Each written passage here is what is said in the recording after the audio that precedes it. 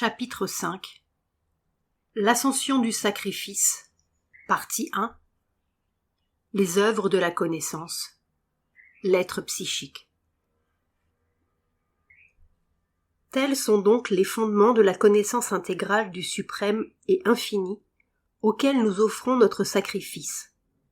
Et telle est la nature du sacrifice sous sa triple forme.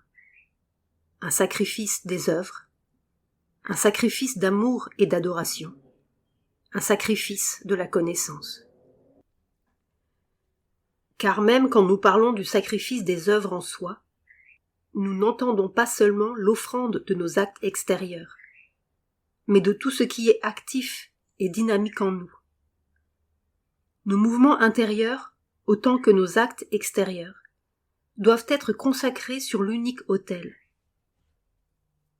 Tout travail transformé en sacrifice est essentiellement un labeur de discipline et de perfectionnement de soi, par lequel on peut espérer devenir conscient et lumineux d'une lumière d'en haut, qui se déverse dans tous les mouvements de notre mental, de notre cœur, de notre volonté, de nos sens, de notre vie et de notre corps.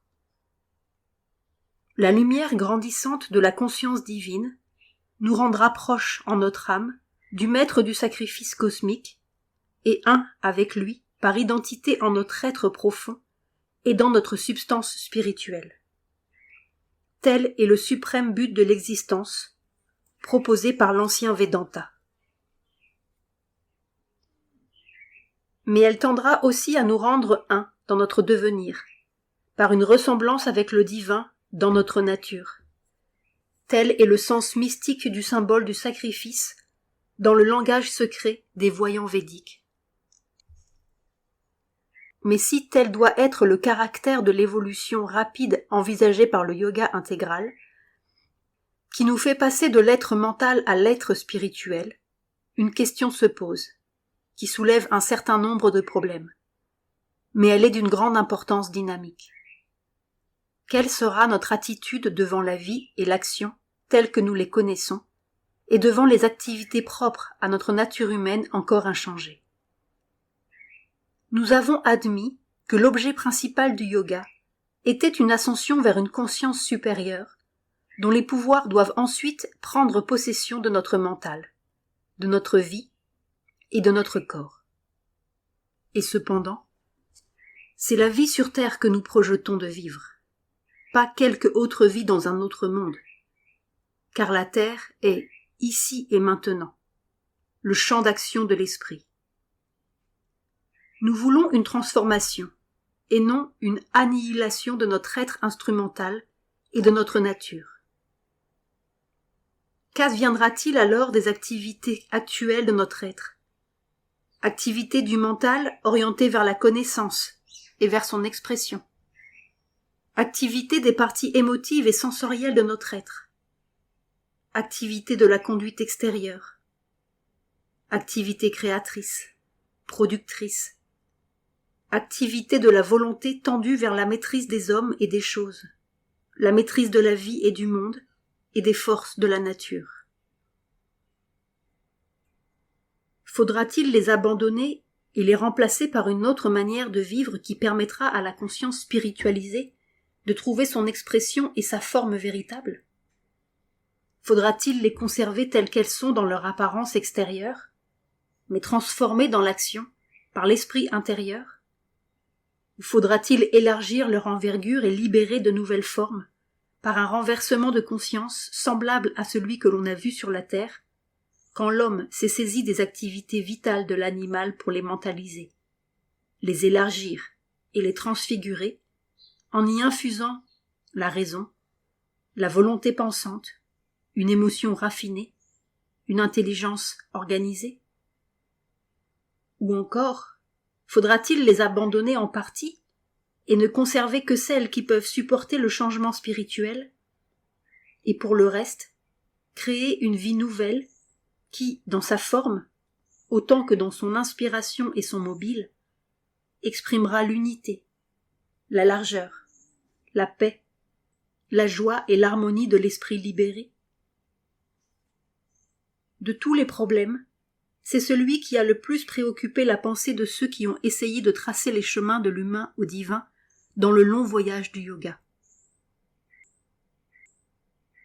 De nombreuses solutions ont été proposées, depuis l'abandon complet des œuvres et de la vie, dans la mesure où cela est possible physiquement, jusqu'à l'acceptation de la vie telle qu'elle est, mais en l'animant d'un esprit nouveau et en élevant ses mouvements, qui restent apparemment semblables à ce qu'ils étaient, mais sont changés en cet esprit qui les anime, et par conséquent, en leur signification intérieure. La solution extrême sur laquelle insiste l'ascète qui rejette le monde, et le mystique oublieux de soi, absorbé dans sa contemplation extatique, est évidemment étrangère à l'intention d'un yoga intégral.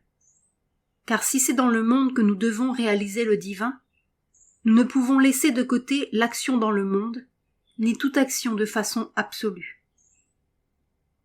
Moins radicale, la pensée religieuse de jadis avait prescrit de ne conserver que les actions qui font naturellement partie de la recherche du divin, de son service, ou de son culte, ou celles qui s'y rattachent, et aussi, bien entendu, celles qui sont indispensables au maintien habituel de la vie, mais en les accomplissant dans un esprit religieux et suivant les injonctions de la religion et des écritures traditionnelles.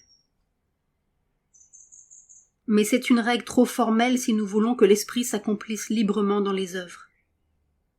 En outre, de l'aveu même des religions, ce n'est qu'une solution provisoire, facilitant la transition de la vie dans le monde à la vie dans l'au-delà, qui reste toujours le seul et ultime dessein. Un yoga intégral doit au contraire admettre l'injonction universelle de la Gita, qui veut que l'âme libérée vivant dans la vérité continue d'agir dans le monde, afin que le plan de l'évolution cosmique, sous la conduite secrète du divin, ne dépérisse, ni ne souffre. Mais si l'on doit continuer à agir de la même manière, et suivant les principes qui prévalent aujourd'hui dans notre monde d'ignorance, nous n'en tirerons qu'un profit intérieur, et notre vie risquera de devenir une formule douteuse et ambiguë, où la lumière intérieure accomplit les œuvres d'une pénombre extérieure, et où l'esprit parfait s'exprime dans des formes imparfaites, étrangères à sa nature divine. Si l'on ne peut rien faire de mieux pendant un certain temps, ce qui est inévitable pendant la longue période de transition, les choses resteront telles qu'elles sont, jusqu'au jour où elles seront prêtes, et où l'esprit intérieur sera assez puissant pour imposer ses propres formes à la vie du corps et au monde. Mais ceci n'est acceptable que comme une étape de transition, non comme l'idéal de notre âme, ni comme le but ultime du passage. Pour la même raison, la solution éthique est insuffisante, car les règles morales ne font que mettre un mors dans la bouche des chevaux sauvages de la nature. Et elles n'exercent sur eux qu'une maîtrise difficile et partielle. Elles n'ont pas le pouvoir de transformer la nature afin que celle-ci puisse se mouvoir en toute sécurité dans la liberté et concrétiser les intuitions d'une divine connaissance de soi. Au mieux, la méthode éthique fixe des limites. Elle contraint le diable et dresse autour de nous le mur d'une sécurité relative et très incertaine. Ce stratagème, ou tout autre de ce genre, peut être nécessaire pendant un certain temps dans la vie ordinaire, ou même dans le yoga, afin de se protéger. Mais dans le yoga, ce ne peut être qu'une phase transitoire. Une transformation fondamentale et une vie spirituelle large et pure sont le but que nous nous proposons. Et si nous devons l'atteindre, il faut trouver une solution plus profonde, un principe plus sûr, supra-éthique et dynamique. Être spirituel au-dedans et moral dans la vie extérieure. Telle est la solution religieuse ordinaire. Mais c'est un compromis. Le but que nous poursuivons est la spiritualisation complète de l'être intérieur et de la vie extérieure, et non quelque compromis entre la vie et l'esprit. Nous ne pouvons pas non plus admettre l'humaine confusion des valeurs qui oblitère la distinction entre le spirituel et le moral, et qui prétend même que le moral est le seul élément spirituel véritable dans notre nature, car la morale est une maîtrise mentale. Or, le mental limité et faillible n'est pas et ne peut pas être l'esprit libre et à jamais lumineux. Il est également impossible d'accepter l'Évangile qui fait de la vie le seul but, et prend ses éléments tels qu'ils sont en leur essence, et se contente de faire appel à une lumière semi-spirituelle ou pseudo-spirituelle pour la colorer et l'embellir. Inadéquate aussi est la très fréquente tentative de mésalliance entre le vital et le spirituel, entre une expérience mystique au-dedans et un paganisme esthétique, intellectuel et sensuel au-dehors, ou un hédonisme exalté qui s'appuie sur l'expérience mystique et se satisfait d'un vernis spirituel. C'est là un compromis précaire qui ne réussit jamais et reste aussi loin de l'intégralité de la vérité divine que l'est son opposé puritain. Toutes sont les solutions boiteuses du mental humain faillible qui cherche à tâtons une transaction entre les hauts sommets spirituels et les petits motifs ordinaires du mental et du vital. Quelle que soit la vérité partielle qui se cache derrière ces formules, cette vérité ne peut être acceptée qu'après avoir été élevée au niveau spirituel, mise à l'épreuve de la conscience de vérité suprême et extirpée de la souillure et de l'erreur de l'ignorance. En somme, on peut affirmer avec certitude que toutes les solutions offertes sont et ne peuvent être que provisoires, tant que l'on n'a pas atteint la conscience de vérité supramentale qui met à leur place les apparences des choses et révèle leur essence, ou ce qui en elles dérive directement de l'essence spirituelle. En attendant, notre seule sauvegarde est de trouver une loi d'expérience spirituelle qui nous dirige, à moins de libérer une lumière en nous qui pourra nous conduire sur le chemin jusqu'à ce que cette conscience de vérité, directe et plus grande, soit atteinte au-dessus de nous ou née en nous. Car tout le reste, tout ce qui, en nous, a un caractère purement extérieur et n'est pas le sens spirituel ou la vision spirituelle, les constructions, représentations et conclusions de l'intellect, les suggestions et les incitations de la force de vie, les nécessités concrètes de tout ce qui touche le physique, sont parfois des demi-lumières, parfois de fausses lumières, qui tout au plus peuvent nous servir pendant un temps, ou nous aider dans une certaine mesure, et pour le reste, nous retarder et nous embrouiller. La loi d'expérience spirituelle qui nous guidera ne peut venir que par une ouverture de la conscience humaine à la conscience divine. Il faut acquérir le pouvoir de recevoir la présence dynamique de la Shakti divine, son action et ses ordres, et se soumettre à son contrôle. C'est cette soumission et ce contrôle qui nous font trouver la direction spirituelle. Mais la soumission n'est pas sûre, et la direction n'est pas certaine, tant que nous sommes assaillis par des formations mentales, des impulsions vitales et les incitations de l'ego. Car elles peuvent facilement nous tromper et faire de nous le jouet d'une fausse expérience. Ce danger ne peut être évité que par l'ouverture de l'âme profonde, ou être psychique, qui est déjà présent en nous, mais en général n'est pas actif, et dont les 9/10 sont maintenant cachés.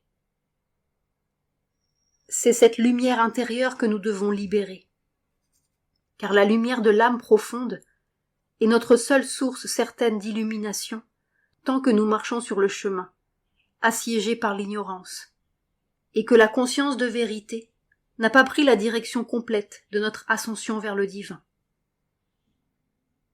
L'action de la force divine en nous, dans les conditions de cette période de transition, et la lumière de l'être psychique qui nous incite sans cesse à obéir consciemment, avec clairvoyance, à l'impulsion plus haute, et nous détourne des exigences et des instigations des forces de l'ignorance, crée à elles deux la loi intérieure de notre action.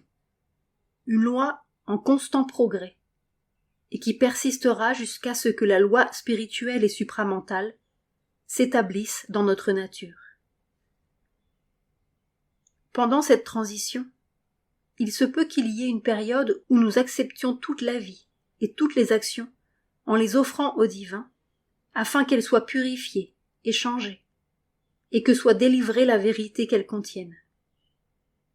Et il se peut qu'il y ait une autre période où nous nous retirions et construisions un rempart spirituel autour de nous, n'ouvrant les portes qu'aux seules activités qui consentent à se soumettre à la loi de la transformation spirituelle. Pendant une troisième période, une action libre et intégrale peut redevenir possible, mais avec des formes nouvelles adaptées à la vérité absolue de l'esprit.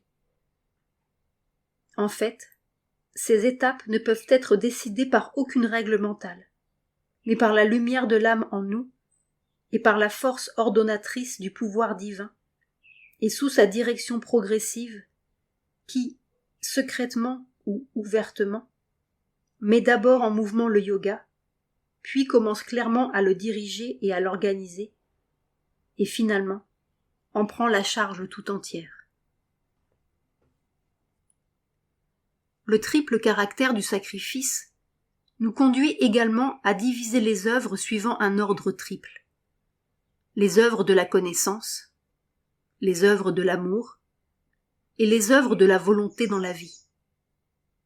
Et nous verrons comment cette règle spirituelle plus souple s'applique à chaque domaine et effectue la transition de la nature inférieure à la nature supérieure. Du point de vue du yoga, il est naturel de diviser en deux catégories les activités du mental humain dans sa poursuite de la connaissance.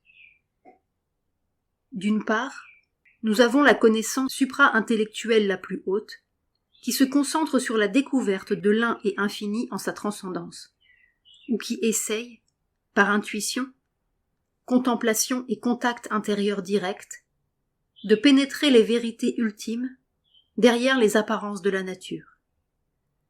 Et d'autre part, la science inférieure qui se diffuse dans la connaissance extérieure des phénomènes et étudie les déguisements de l'un et infini tels qu'ils se présentent à nous dans et à travers les formes plus extérieures de la manifestation cosmique. Ces deux hémisphères, supérieur et inférieur, sous la forme construite ou conçue par l'homme dans les limites ignorantes de son mental, se sont séparés d'une façon assez radicale à mesure qu'ils se développaient. La philosophie, parfois spirituelle, ou du moins intuitive, parfois abstraite et intellectuelle, parfois intellectualisant l'expérience spirituelle, ou soutenant les découvertes de l'esprit par l'appareil de sa logique, a toujours prétendu que son rôle était de fixer la vérité ultime. Mais même lorsqu'elle ne s'est pas isolée sur les sommets raréfiés de la métaphysique et séparée de la connaissance qui appartient au monde pratique et à la poursuite des objets éphémères, la philosophie intellectuelle, habituellement abstraite, a rarement eu un pouvoir d'action sur la vie.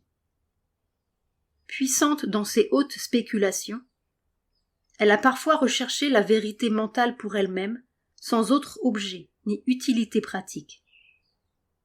Parfois aussi, elle s'est distinguée par une subtile gymnastique mentale dans le monde brillamment nuageux des mots et des idées, mais elle a marché, ou pratiqué ses acrobaties, fort loin des réalités plus tangibles de l'existence. En Europe, la philosophie était jadis plus dynamique, mais elle était réservée au petit nombre. En Inde, sous des formes plus spiritualisées, elle a fortement influencé la vie, mais sans la transformer. Contrairement à la philosophie, la religion n'a pas essayé de vivre seule sur les hauteurs.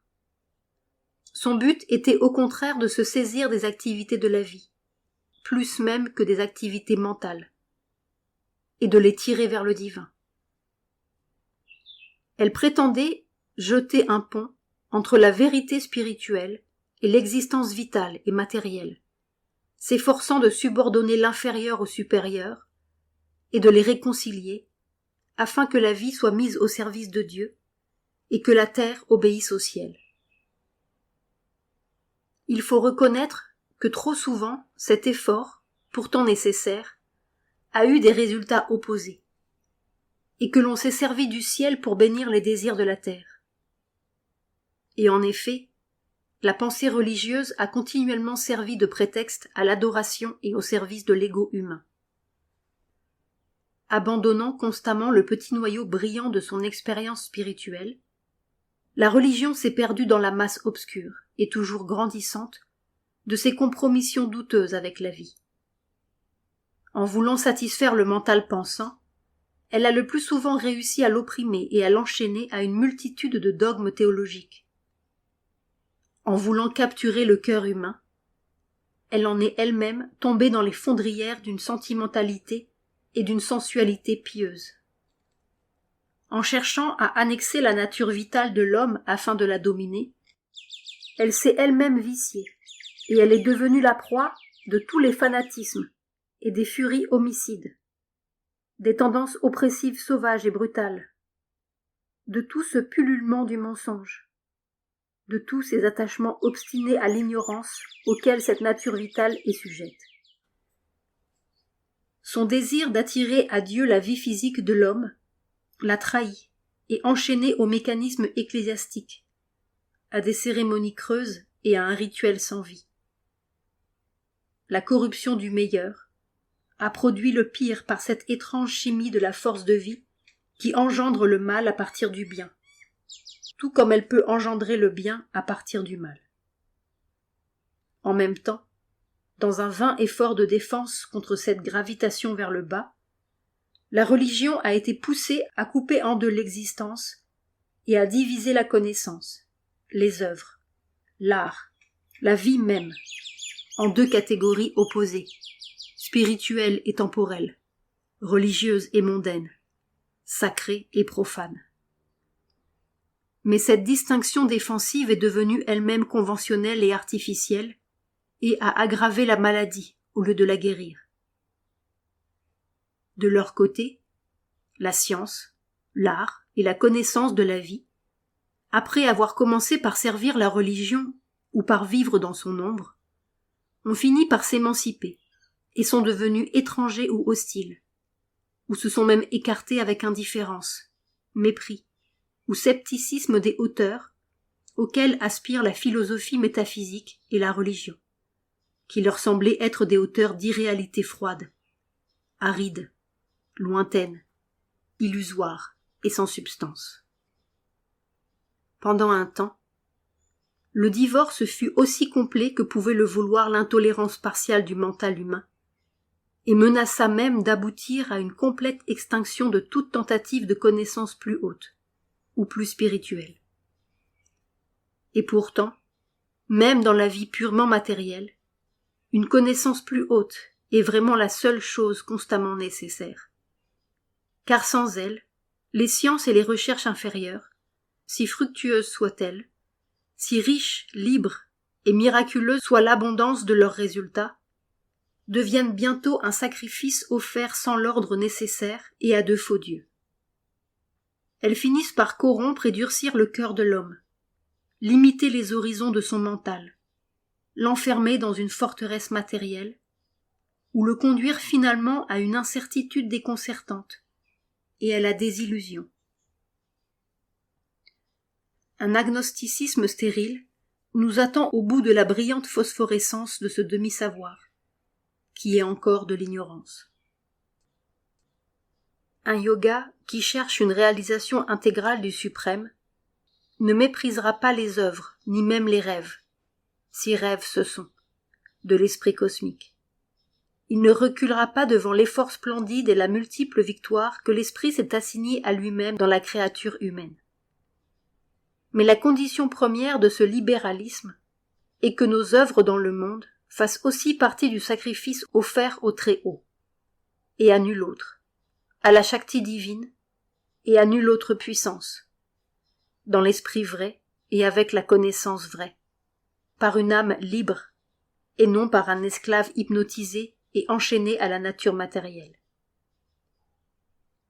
Si l'on doit faire une division parmi les œuvres, c'est entre celles qui sont les plus proches du cœur de la flamme sacrée et celles qui sont le moins touchées ou illuminées par elle, parce qu'elles en sont le plus éloignées, ou entre le brasier qui chauffe avec puissance et éclat et les bûches humides qui, trop entassées et trop serrées sur l'autel, peuvent nuire à l'ardeur du feu par leur abondance diffuse et leur lourdeur. Hormis cette distinction, toutes les activités de la connaissance qui cherchent ou expriment la vérité sont en soi de bons matériaux pour une offrande complète. Aucune ne doit nécessairement être exclue du cadre immense de la vie divine. Les sciences mentales et physiques qui scrutent les lois, les formes et les procédés des choses, celles qui s'attachent à la vie des hommes et des animaux, les sciences sociales, politiques, linguistiques et historiques, et celles qui cherchent à connaître et à régler les activités et les travaux par lesquels l'homme maîtrise et utilise son monde et son milieu, ainsi que les arts nobles et beaux, qui sont à la fois œuvre et savoir, car chaque poème, chaque toile, statue ou monument bien fait et expressif est un acte de connaissance créatrice, une découverte vivante de la conscience, une image de la vérité, une forme dynamique qui exprime mentalement et vitalement l'individu ou le monde.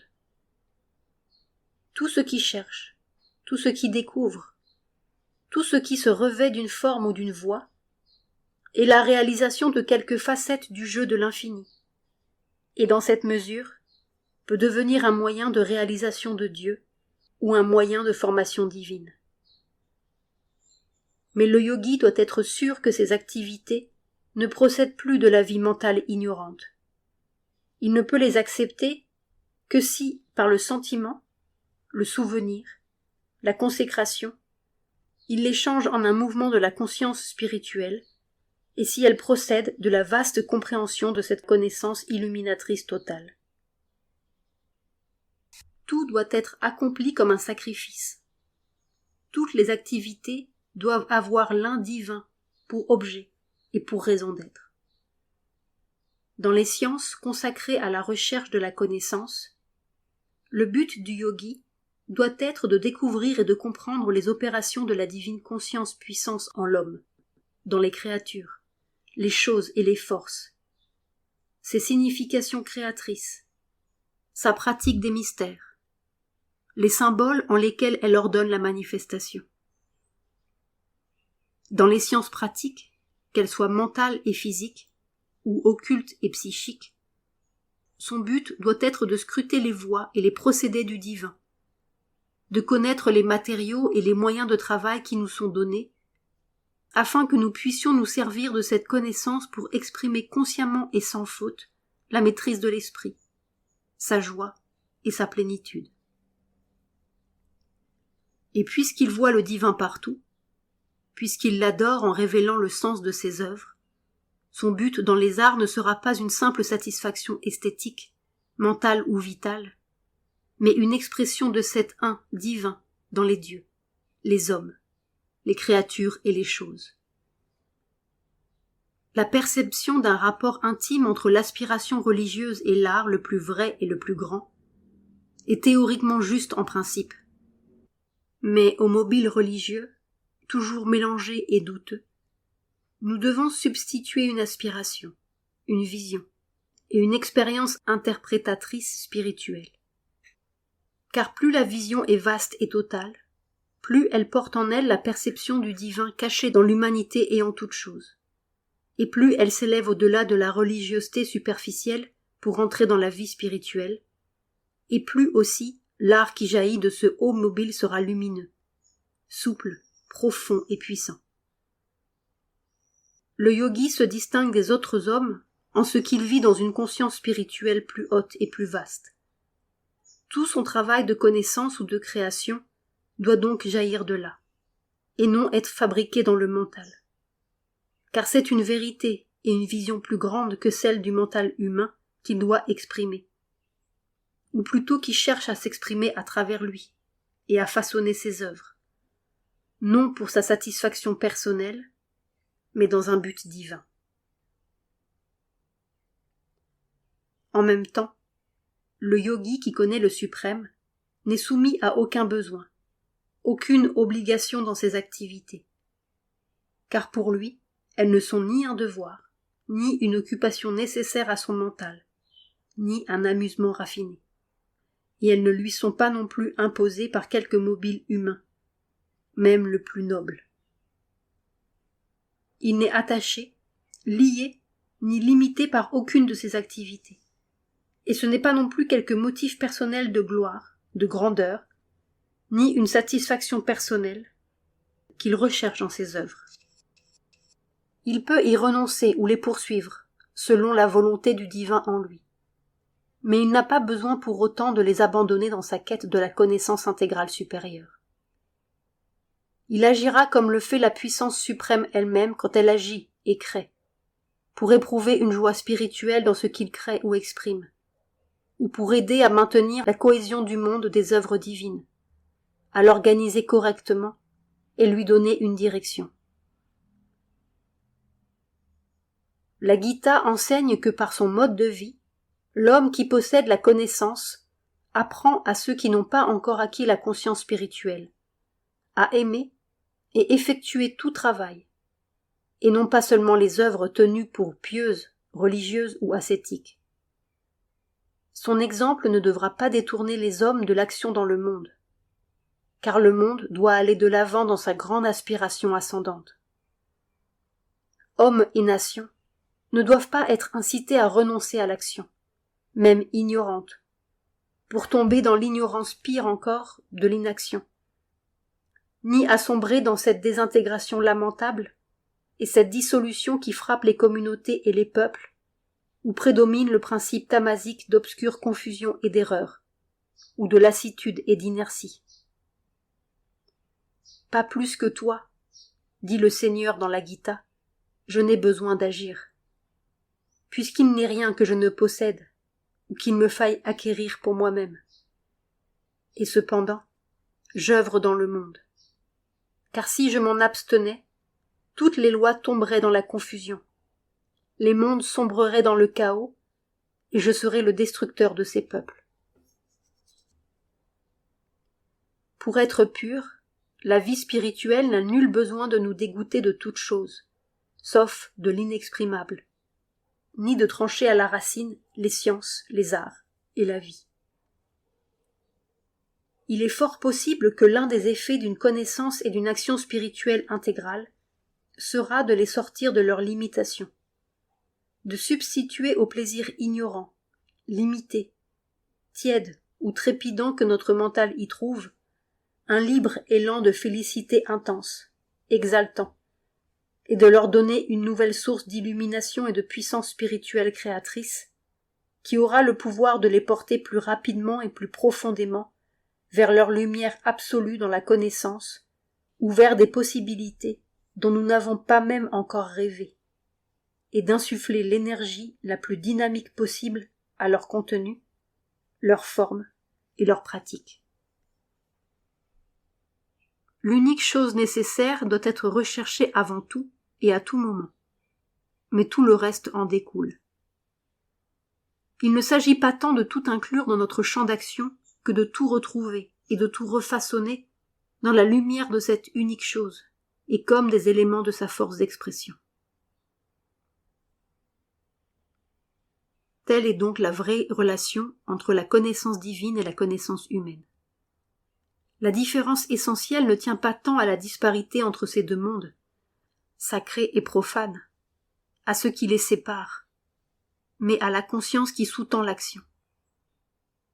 Est connaissance humaine tout ce qui procède de la conscience mentale ordinaire et s'intéresse à la couche superficielle des choses, aux procédés, aux phénomènes en eux-mêmes, ou pour quelque utilité tout extérieure, quelque satisfaction mentale ou vitale du désir, ou de l'intelligence. Mais cette connaissance active peut devenir une partie intégrante du yoga si elle procède de la conscience spirituelle ou spiritualisante qui, en tout ce qu'elle observe ou pénètre, cherche et découvre la présence de l'éternel hors du temps et les moyens de manifester l'éternel dans le temps. Il est évident qu'une concentration est indispensable pour effectuer la transition hors de l'ignorance, et cela peut obliger le chercheur à rassembler ses énergies et à les concentrer exclusivement sur ce qui favorise la transition, laissant de côté ou subordonnant pendant un certain temps tout ce qui ne tend pas directement vers l'unique objectif.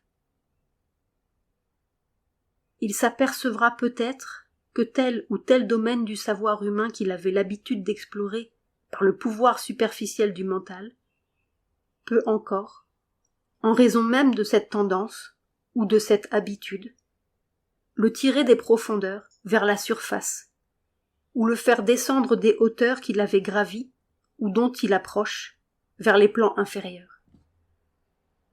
Dans ce cas, il devra espacer ou laisser de côté ses activités jusqu'à ce qu'il soit fermement établi dans une conscience plus haute et capable d'en répandre les pouvoirs sur tous les domaines du mental. Alors, soumise à cette lumière ou absorbée en elle, ses activités, par la transformation de sa conscience, se changeront en une province du royaume spirituel et divin. Il abandonnera sans la moindre hésitation tout ce qui ne peut être ainsi transformé, ou qui refuse de faire partie d'une conscience divine. Mais il ne décidera pas d'avance, par quelques préjugés, que certaines activités sont incompatibles avec la nouvelle vie intérieure, ou ne sont pas capables d'en faire partie. Il n'y a pas de critères ni de principe mental fixe pour décider de ces choses. Il ne suivra donc aucune règle immuable, mais acceptera ou écartera telle ou telle activité du mental, suivant son sentiment, sa vision intérieure ou son expérience, jusqu'à ce que la lumière et le pouvoir plus grand viennent diriger leur regard infaillible sur tout ce qui est au-dessous, et choisir ou rejeter leurs matériaux parmi ceux que l'évolution humaine a préparés pour le labeur divin. Comment exactement, et par quelles étapes, se feront cette progression et ce changement? Tout dépendra de la forme, du besoin et des pouvoirs de la nature individuelle. Dans le domaine spirituel, l'essence est toujours une, mais il y a une variété infinie. Et dans le yoga intégral en tout cas, la rigidité d'une règle mentale stricte et précise ne peut guère s'appliquer. Car même lorsqu'elles avancent dans la même direction, deux natures ne peuvent pas le faire exactement sur les mêmes lignes, pas la même série de pas, et les étapes de leur progrès ne peuvent pas être identiques. Pourtant, on peut dire que la succession logique des étapes du progrès se fait en général dans l'ordre suivant. Tout d'abord, il y a un tournant de l'ensemble par lequel toutes les activités mentales propres à la nature individuelle sont soulevées ou référées à un point de vue plus haut et dédiées au service du divin par l'âme en nous, l'être psychique, le prêtre du sacrifice. Ensuite, il y a un effort d'ascension de l'être et un appel pour faire descendre dans toutes les activités de connaissance la lumière et le pouvoir propres à la nouvelle hauteur de conscience atteinte par cet effort ascensionnel. Ici, il se peut que le sadhak se concentre exclusivement sur le changement central de la conscience et qu'il s'intériorise en abandonnant une grande partie de la vie mentale extérieure ou qu'il la relègue à une place réduite et subordonnée. À diverses étapes, la vie mentale, ou certains de ses éléments, peuvent être repris de temps en temps pour voir jusqu'où la nouvelle conscience intérieure, psychique et spirituelle, peut être infusée dans ces mouvements. Mais cette nécessité congénitale ou naturelle, qui oblige les êtres humains à une activité ou à une autre, et leur fait croire que c'est une partie presque indispensable de l'existence, diminuera, et finalement, tout attachement disparaîtra. Aucune contrainte, aucune impulsion inférieure ne se fera plus sentir nulle part. Le divin seul importera. Le divin seul sera l'unique besoin de tout l'être.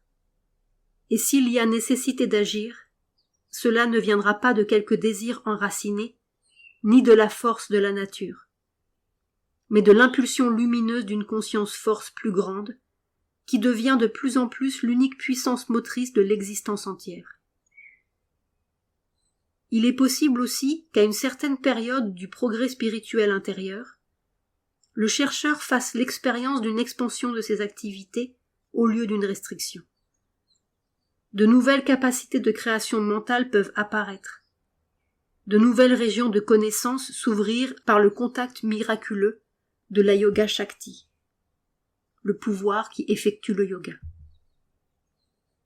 Le sentiment esthétique, le pouvoir de création artistique en un ou plusieurs domaines à la fois, le talent ou le génie de l'expression littéraire, la faculté de pensée métaphysique, tel pouvoir de l'œil, de l'ouïe ou de la main, ou tel pouvoir mental, peut s'éveiller là où il n'y avait rien auparavant.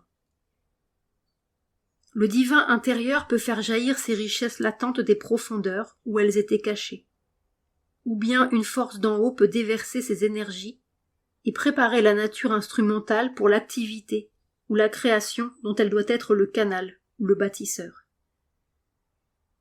Mais quelle que soit la méthode ou le cours du développement choisi par le maître caché du yoga, cette étape, à son sommet, nous rend toujours et de plus en plus conscients que c'est le maître qui, d'en haut, fait mouvoir, choisit et façonne tous les mouvements du mental et toutes les activités de la connaissance.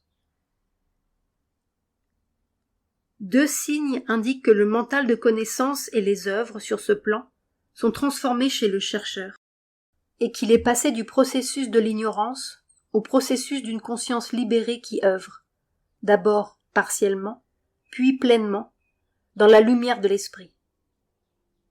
En premier lieu, il y a un changement central de la conscience et une expérience, une vision, un sentiment direct et grandissant du suprême et de l'existence cosmique, du divin en lui-même et du divin en toute chose.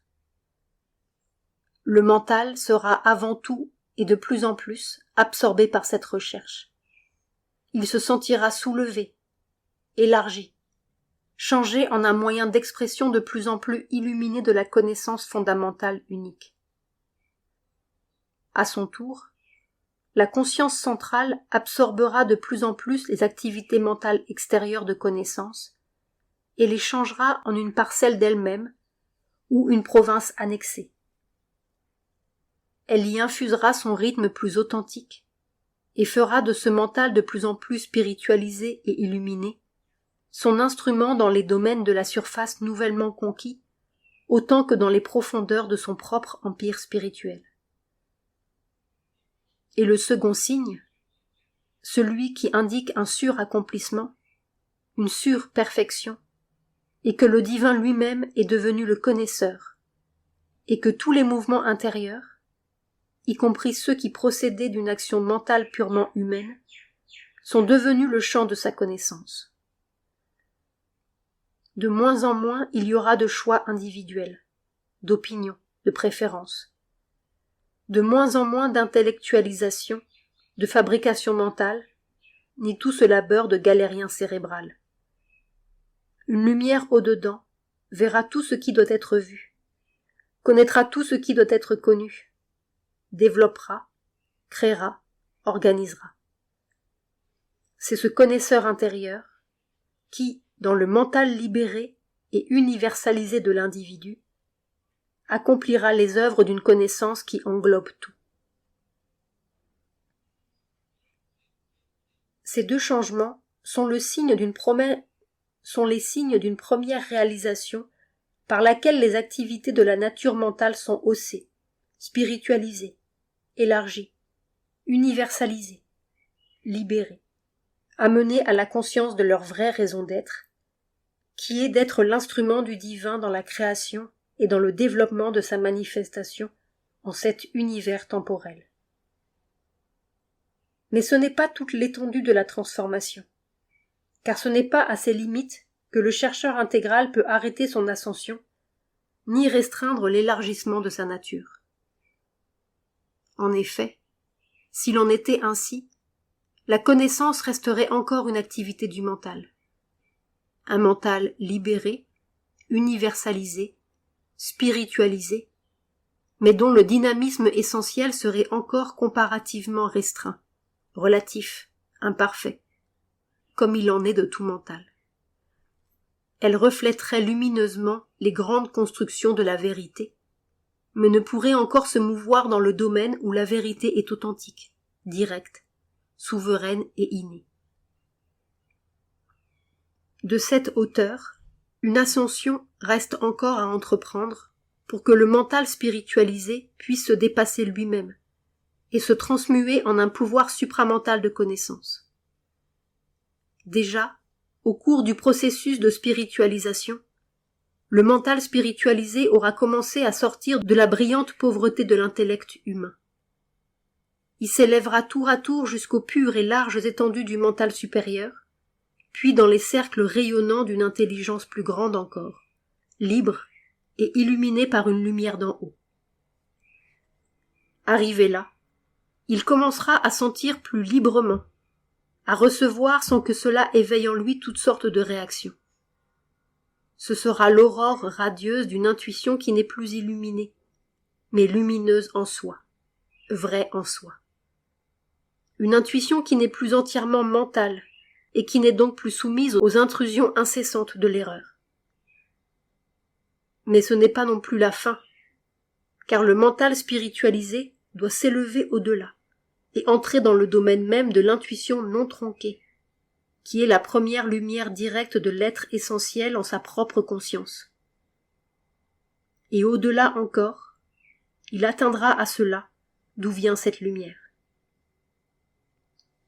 Car il y a un surmental derrière le mental, un pouvoir plus originel et plus dynamique qui soutient le mental, qui regarde le mental comme un rayonnement diminué de lui-même et s'en sert comme une zone de transmission vers le bas ou comme d'un instrument pour les créations de l'ignorance.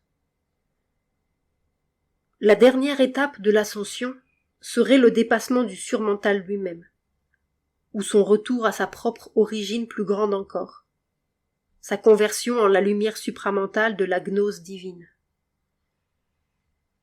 Car c'est dans la lumière supramentale que siège la divine conscience de vérité, qui d'une façon innée, comme nulle autre conscience en dessous, possède le pouvoir d'organiser les œuvres d'une vérité qui n'est plus ternie par l'ombre de l'inconscience et de l'ignorance cosmique. Atteindre cette lumière, et de là, ramener un dynamisme supramental qui aura le pouvoir de transformer l'ignorance. Tel est le but suprême, lointain mais impératif, du yoga intégral. À mesure que la lumière de ces pouvoirs plus hauts se projette sur les activités humaines de connaissance, toutes les distinctions entre sacré et profane, humain et divin, tendent à s'effacer, et sont finalement abolies parce que oiseuses. Tout ce qui est touché et complètement pénétré par la gnose divine est transfiguré, et devient un mouvement de sa lumière et de son pouvoir, délivré de la turbidité et des limitations de l'intelligence inférieure. Ce n'est pas en séparant quelques activités privilégiées, mais en les transformant toutes par un changement de la conscience qui les anime, que s'ouvre le chemin de la libération, et par l'ascension du sacrifice de la connaissance vers une lumière et une force croissante.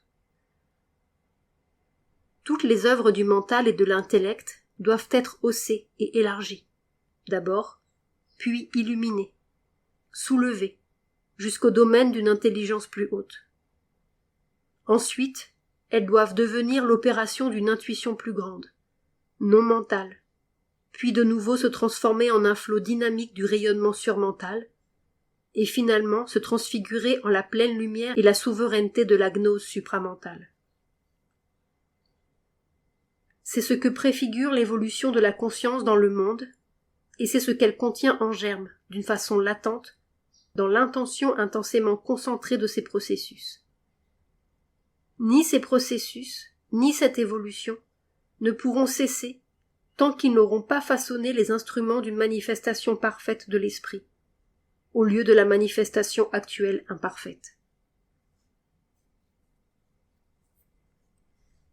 Si la connaissance est le pouvoir le plus vaste de la conscience, et si sa fonction est de libérer et d'illuminer, l'amour est le pouvoir le plus profond et le plus intense, et son privilège est d'être la clé des retraites les plus intimes et les plus secrètes du mystère divin. L'homme, parce qu'il est un être mental, tend à accorder une importance suprême au mental pensant et à sa raison, sa volonté, sa façon mentale d'aborder et de réaliser la vérité. Il a même tendance à considérer que c'est la seule façon. Au regard de l'intellect, le cœur, avec ses émotions et ses mouvements imprévisibles, est un pouvoir obscur, incertain, souvent dangereux et trompeur, qu'il faut tenir sous le contrôle de la raison, de la volonté mentale et de l'intelligence. Et cependant, il y a, dans le cœur ou derrière lui, une lumière mystique plus profonde qui n'est pas ce que nous appelons l'intuition, car celle-ci descend par le mental, bien qu'elle ne vienne pas du mental, mais qui est en contact direct avec la vérité et qui est plus proche du divin que l'intellect humain dans l'orgueil de sa connaissance. Suivant l'enseignement ancien, le siège du divin immanent, le Purusha caché, est dans le cœur mystique, la caverne secrète du cœur, Hridaye Guhyam, comme il est dit dans les Upanishads. Et selon l'expérience de nombreux yogis, c'est de ces profondeurs que vient la voix, ou le souffle de l'oracle intérieur. Cette ambiguïté, ces apparentes oppositions de profondeur et d'aveuglement, sont créées par le double caractère des émotions humaines. Car au premier plan chez l'homme, il y a un cœur d'émotions vitales semblable à celui des animaux, bien que son développement soit plus varié. Un cœur dont les émotions sont gouvernées par des passions égoïstes, les affections aveugles et instinctives, et par tout le jeu des impulsions de la vie avec leur imperfection, leur perversion, et souvent leur dégradation sordide. C'est un cœur assiégé et vaincu par la luxure, le désir, la colère, les exigences brutales et intenses, ou par les petites convoitises et les mesquineries d'une force de vie obscure et déchue, avilie par son esclavage à n'importe quelle impulsion. Ce mélange du cœur émotif et du vital avide de sensations crée dans l'homme une fausse âme, ou âme de désir. C'est l'élément fruste et dangereux dont la raison se méfie à juste titre, et elle sent le besoin de le maîtriser, bien qu'en fait la maîtrise, ou plutôt la coercition qu'elle parvient à exercer sur notre nature vitale grossière et obstinée, reste toujours très incertaine et trompeuse. Mais l'âme véritable de l'homme n'est pas là. Elle est dans le vrai cœur, invisible, cachée dans une caverne lumineuse de notre nature. C'est là, sous une infiltration de lumière divine, qu'est notre âme, l'être silencieux et profond, dont peu d'hommes sont même conscients. Car si tous ont une âme, rares sont ceux qui perçoivent leur âme vraie, ou sentent son impulsion directe. C'est là que demeure la petite étincelle du divin qui soutient la masse obscure de notre nature. Autour d'elle grandit l'être psychique, l'âme formée, ou l'homme vrai en nous. À mesure que l'être psychique grandit, et que les mouvements du cœur réfléchissent ses divinations et ses inspirations, l'homme devient de plus en plus conscient de son âme. Il cesse d'être un animal supérieur, et s'éveillant à quelques lueurs de la divinité qui est en lui, il accepte de plus en plus les indications d'une vie et d'une conscience plus profonde, et l'impulsion qui le porte vers les choses divines. C'est l'un des moments décisifs du yoga intégral quand l'être psychique, libéré, tiré à la surface de derrière le voile, peut déverser sur le mental, la vie et le corps de l'être humain, le grand flot de ses divinations, de ses visions et ses inspirations, et commencer à jeter les bases d'une création divine dans la nature terrestre. Pour traiter des œuvres du cœur, nous sommes obligés, comme pour les œuvres de la connaissance, de faire une distinction préliminaire entre deux catégories de mouvements. Ceux qui viennent de l'âme véritable, ou qui aident à sa libération et à sa souveraineté sur notre nature, et ceux qui sont orientés vers la satisfaction de la nature vitale non purifiée. Mais d'habitude, pareilles distinctions sont de peu d'utilité pour le but profond ou spirituel du yoga. Ainsi, on peut faire une division entre les émotions religieuses et les sentiments mondains, et on peut fixer pour règle de la vie spirituelle que seules les émotions religieuses doivent être cultivées et que tous les sentiments et les passions du monde doivent être rejetés et disparaître de notre existence. Pratiquement, ceci conduit à la vie religieuse du saint ou de l'adepte qui vit seul avec le divin ou n'est relié aux autres que par leur amour commun pour Dieu, ou qui, tout au plus, ouvre sur le monde extérieur les fontaines d'un amour sacré, religieux ou pieux. Mais l'émotion religieuse elle-même est trop constamment envahie par la tourmente et l'obscurité des mouvements vitaux. Trop souvent, elle est fruste ou étroite, fanatique, ou mélangée à des mouvements qui ne sont certes pas le signe de la perfection spirituelle. Il est évident que la sainteté, même dans le meilleur des cas, et sous sa forme la plus intense, demeure enferrée dans des principes hiératiques et rigides, et elle est très différente du vaste idéal d'un yoga intégral. Une relation plus large avec Dieu et le monde, une relation psychique et émotive plus profonde et plus souple dans son essence, plus vaste et plus compréhensive dans ses mouvements, plus capable de comprendre la totalité de la vie dans son étreinte, est indispensable. La pensée laïque a produit une formule plus large, fondée sur le sens moral. Elle distingue les émotions permises par la morale de celles qui sont égoïstes, intéressées, ordinaires et mondaines. Altruisme, philanthropie, compassion, bienveillance, humanitarisme, service et travail pour le bien-être des êtres humains et de toutes les créatures, tel doit être notre idéal dans les œuvres. Car, selon cette doctrine, c'est la voie que l'homme doit suivre dans son évolution intérieure. Renoncer à tout repli égoïste sur soi et devenir une âme d'abnégation vivant seulement ou surtout pour les autres ou pour l'humanité dans son ensemble. Ou bien, si cette formule est trop laïque et trop mentale pour satisfaire tout notre être, car il est en nous une note religieuse et spirituelle plus profonde dont la formule humanitaire ne tient pas compte, on peut y ajouter un fondement éthico-religieux qui était en fait sa base originelle. Au culte intérieur du divin ou du suprême par la dévotion du cœur, ou à la poursuite de l'ineffable par la recherche d'une connaissance suprême, peuvent s'adjoindre un culte extérieur par des œuvres altruistes, ou une préparation par des actes d'amour, de bienveillance et de service pour l'humanité ou pour ceux qui nous entourent. En fait, c'est par le sens éthico-religieux que s'est créée la loi de bonne volonté ou de compassion universelle, d'amour et de service du prochain, telle qu'on la retrouve dans l'idéal védantique, bouddhique et chrétien. C'est seulement par une sorte de réfrigération laïque, éteignant la ferveur de l'élément religieux, que l'idéal humanitaire a pu se dégager et prendre la place suprême dans un système éthique séculier de morale mentale.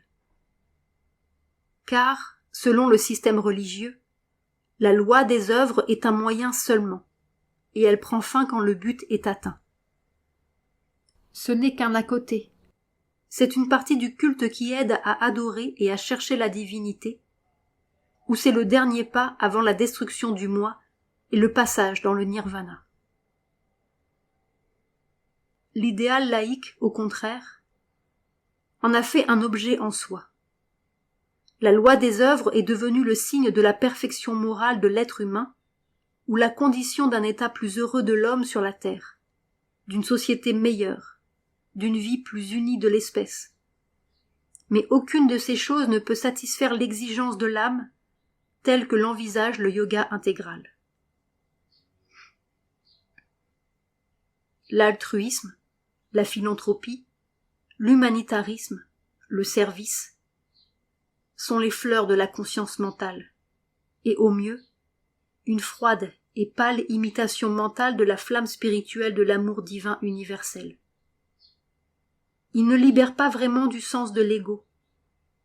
Ils l'élargissent tout au plus et lui donnent une satisfaction plus haute et plus vaste. Impuissant à changer pratiquement la vie et la nature vitale de l'homme, ils réfrènent seulement et mitigent son action ou camouflent son essence égoïste inchangée. Ou, s'ils sont pratiqués avec ferveur et une volonté tout à fait sincère, c'est par un grossissement exagéré d'un seul côté de notre nature. Mais cette exagération ne nous donne pas la clé d'une pleine et parfaite évolution divine des nombreux côtés de notre être individualisé dans sa marche vers l'éternel universel et transcendant. L'idéal éthico-religieux, non plus, ne peut pas être un guide suffisant, car c'est un compromis de concession réciproque, un pacte d'assistance mutuelle entre l'impulsion religieuse qui cherche à exercer une emprise plus étroite sur la terre en annexant les tendances nobles de la nature humaine ordinaire, et l'impulsion morale qui espère s'élever au-dessus de sa propre dureté et de sa propre sécheresse mentale par quelques teintes de ferveur religieuse. En faisant ce pacte, la religion s'abaisse au niveau mental. Elle hérite des imperfections inhérentes à l'intellect et de son incapacité à convertir et à transformer la vie. Le mental est la sphère des dualités. De même qu'il lui est impossible de réaliser une vérité absolue, et qu'il connaît seulement des vérités relatives et mélangées d'erreurs, de même, il lui est impossible de réaliser aucun bien absolu. Car le bien moral n'est qu'une contrepartie du mal et un correctif. Et toujours le mal le suit comme son ombre, son complément, presque comme sa raison d'être. Mais la conscience spirituelle appartient à un plan plus élevé que le mental. Et là, il n'est plus de dualité. Car le mensonge, confronté à la vérité dont il a profité, et qu'il a falsifié et détrôné, et le mal mis en présence du bien qu'il a perverti en lui substituant son faux éclat, sont condamnés à dépérir par manque d'aliments, et prennent fin. Le yoga intégral refuse de s'appuyer sur la fragile substance d'un idéal mental et moral, et en ce domaine, il insiste essentiellement sur 3 processus dynamiques centraux. Le développement de l'âme vraie, ou être psychique, qui doit prendre la place de la fausse âme de désir, la sublimation de l'amour humain en amour divin, et l'élévation de la conscience qui doit passer du plan mental ordinaire au plan spirituel et supramental. Car c'est seulement par le pouvoir qui en provient que l'âme et la force de vie peuvent l'une et l'autre être complètement délivrées des voiles et des falsifications de l'ignorance.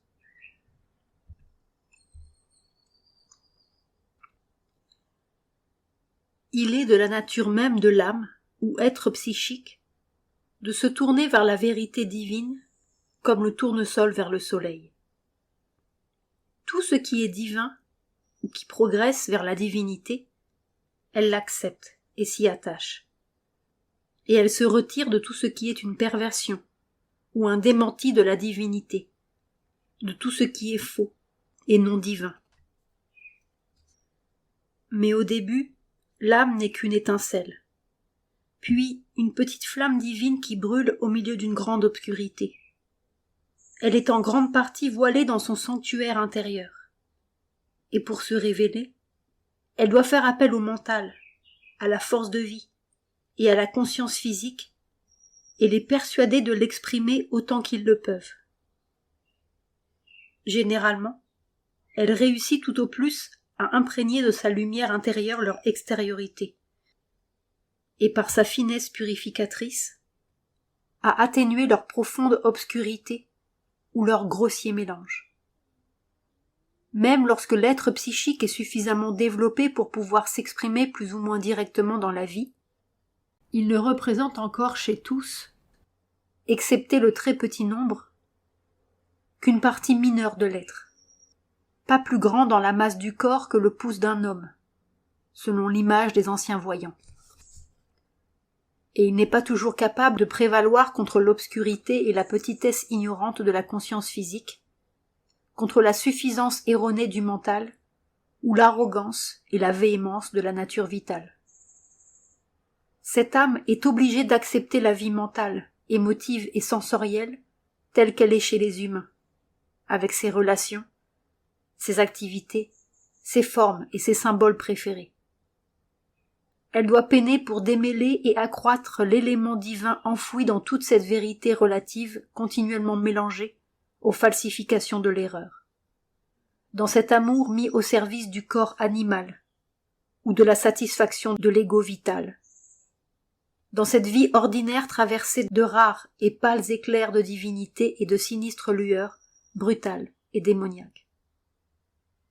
Elle ne se trompe jamais dans sa volonté profonde, mais elle est souvent obligée, sous la pression de ses instruments, de tolérer des fautes d'action, des sentiments mal placés, des personnes mal choisies, des erreurs dans la forme exacte de sa volonté et dans les circonstances qui doivent exprimer son idéal intérieur infaillible.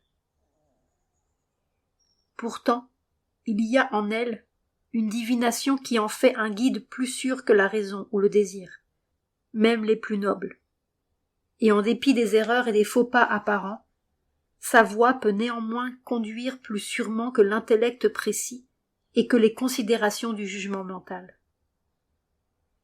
Cette voix de l'âme n'est pas ce que l'on appelle la conscience. Celle-ci n'est qu'un succédané mental, souvent conventionnel et sujet à erreur. C'est un appel plus profond et plus rarement entendu. Cependant, le plus sage est de la suivre quand on l'entend. Il est même préférable d'errer en suivant l'appel de son âme que d'aller tout droit, en apparence, en obéissant à la raison et au mentor moral extérieur. Mais c'est seulement quand la vie se tourne vers le divin que l'âme peut vraiment venir au premier plan et imposer son pouvoir aux parties extérieures de l'être. Car étant elle-même une étincelle du divin, sa vraie vie est la raison même de son existence, et de croître comme une flamme vers le divin. À un certain stade du yoga, quand le mental est suffisamment tranquillisé et qu'il ne s'en remet plus à chaque pas à la suffisance de ses certitudes intellectuelles, quand le vital a été stabilisé et dominé, et qu'il n'insiste plus constamment sur la satisfaction de sa propre volonté impulsive, de ses exigences et de ses désirs impétueux, quand le physique est suffisamment changé pour ne plus étouffer complètement la flamme intérieure sous la masse de son extériorité, de son obscurité ou son inertie, un être très profond, longtemps caché au-dedans et perçu seulement comme une rare influence, est alors capable de venir en avant, de tout illuminer et de prendre la direction de la sadhana. Il a pour fonction de nous orienter exclusivement vers le divin, vers le suprême. Mais cet exclusivisme n'empêche pas la plasticité de son action et de son mouvement. Sa direction n'a pas la rigidité de l'intellect exclusif, ni le côté sectaire de la force vitale qui impose ses idées ou ses impulsions. C'est à chaque moment, et avec assurance et souplesse en même temps, qu'il montre le chemin de la vérité, distingue automatiquement le vrai pas du faux, et extrait le mouvement divin, ou dirigé vers Dieu, du mélange non divin qui obstinément s'y accroche. Son action est celle d'un phare qui révèle tout ce qui doit être changé dans la nature. En lui est la flamme d'une volonté qui insiste sur la perfection, sur la transmutation alchimique de toute l'existence intérieure et extérieure. Il voit partout l'essence divine et rejette ce qui n'est qu'un masque ou un faux semblant. Il insiste sur la vérité, sur la volonté, la force, la maîtrise, sur la joie, l'amour et la beauté, mais sur la vérité d'une connaissance immuable qui dépasse les vérités purement pratiques et momentanées de l'ignorance, sur la joie intérieure et non pas sur un simple plaisir vital, car il préfère une souffrance et une douleur purificatrice aux satisfactions dégradantes. Sur l'amour qui s'envole vers les hauteurs, non sur celui qui reste lié au carcan des appétits égoïstes ou les pieds dans la boue, sur une beauté rétablie dans sa prêtrise d'interprétation de l'éternel, sur une force, une volonté et une maîtrise qui ne sont plus les instruments de l'ego, mais ceux de l'esprit. Sa volonté est de diviniser la vie, et à travers elle, d'exprimer une vérité plus haute. Sa consécration est au divin et éternel. Mais le caractère profond du psychique est d'attirer vers le divin par un amour sacré, par la joie et l'unité. C'est l'amour divin qu'il cherche avant tout. C'est l'amour du divin qui est son aiguillon, son but, son étoile de vérité qui brille au-dessus de la grotte lumineuse, ou du berceau encore obscur, de la divinité naissante en nous. Pendant la longue première étape de sa croissance et de son existence non mûrie, il s'est appuyé sur l'amour terrestre, l'affection, la tendresse, la bonne volonté, la compassion, la bienveillance, sur tout ce qui est beau, doux, raffiné, lumineux, fort et courageux, sur tout ce qui peut aider à affiner et purifier la grossièreté et l'ordinaire de la nature humaine. Mais il sait combien ces mouvements humains, même les meilleurs, sont mélangés. Et les pires, déchus et marqués du sceau de l'ego, pleins d'une fausseté sentimentale trompeuse. Il sait combien le moi inférieur profite des mouvements de l'âme et les imite. Dès qu'il émerge, il est prêt à briser avec ardeur tous les vieux liens et les activités émotives imparfaites, et à les remplacer par une vérité spirituelle plus haute, faite d'amour et d'unité. Il peut encore admettre les formes et les mouvements humains, mais à condition que leur seul but soit l'unique. Il accepte les seuls liens qui l'aident sur le chemin. La vénération du cœur et du mental pour le gourou, l'union entre les chercheurs de Dieu, la compassion spirituelle pour ce monde humain et animal ignorant et pour ses créatures, la joie, le bonheur et la satisfaction que donne la beauté et qui viennent de la perception du divin en toute chose. Il plonge notre nature dans les profondeurs de l'être et va à la rencontre du divin immanent au plus profond du cœur. Et quand vient l'appel, aucun reproche d'égoïsme, aucune obligation altruiste purement extérieure, aucun appel du devoir, aucune philanthropie. Aucun service ne pourront le tromper ni le détourner de son aspiration sacrée ou l'empêcher d'obéir à la divinité intérieure qui a jeté son charme sur lui. Le psychique soulève l'être vers une extase transcendante, et dans son envolée vers l'un suprême, il est prêt à alléger ses ailes de tout ce qui tire vers le bas, vers le monde.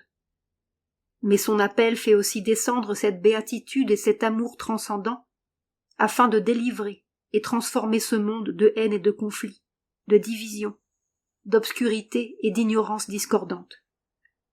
Il s'ouvre à un amour divin universel, à une vaste compassion, à une intense et immense bienveillance envers tous, afin que la Mère universelle puisse serrer sur son cœur tous ses enfants, les envelopper et les attirer vers elle.